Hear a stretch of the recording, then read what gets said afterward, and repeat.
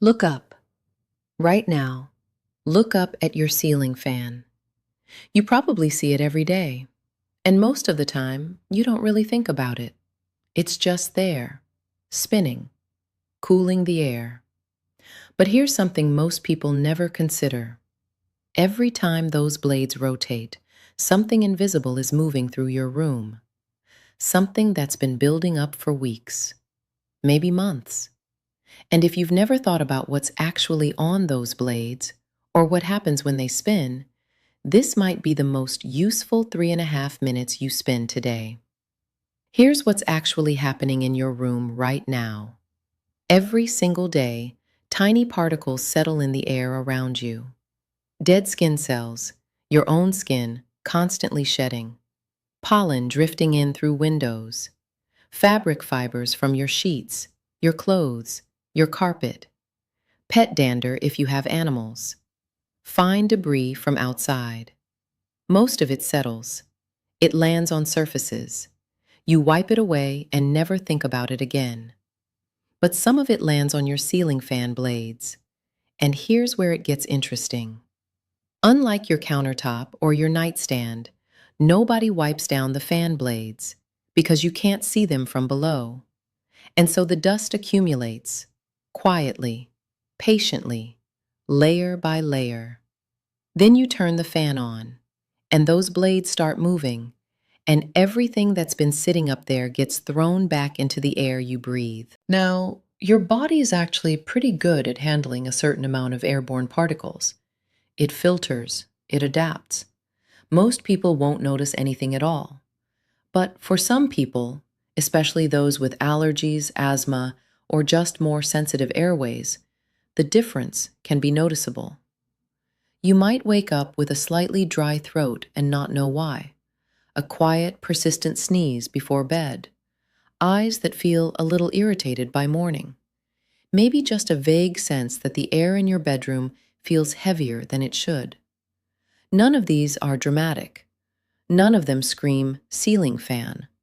They're small signals, easy to dismiss, easy to blame on the weather or a cold coming on. But in some cases, particularly for people who are already sensitive to dust or pollen, a fan redistributing months of built-up particles directly into their breathing space could quietly contribute to that low-level discomfort they can't quite explain. Think about the last time you cleaned your bedroom. You probably wiped the dresser, maybe the windowsill, vacuumed the floor, changed the sheets. The fan blades? Probably not. And that's not laziness. It's just the way our brains work. We clean what we can see directly in front of us. Flat surfaces, floor level, eye level. But ceiling fans exist in this weird blind spot. They're visible, technically, but we stop really seeing them after a while. So months go by. The blades get darker, the buildup thickens, and every night, while you sleep, the fan spins above you, doing exactly what it's designed to do, moving the air. And everything that's resting on those blades moves with it. It's not frightening, it's just overlooked. And most overlooked things in our homes have quiet consequences. The good news, this is genuinely easy to address. Start with the blades. A damp microfiber cloth is all you need. Run it along the top of each blade every few weeks, or at least once a month. Microfiber grabs the particles instead of just pushing them into the air. If your room tends to collect dust quickly, consider an air purifier with a HEPA filter. It can help reduce the overall particle load in the space, so there's less settling on every surface, including the fan.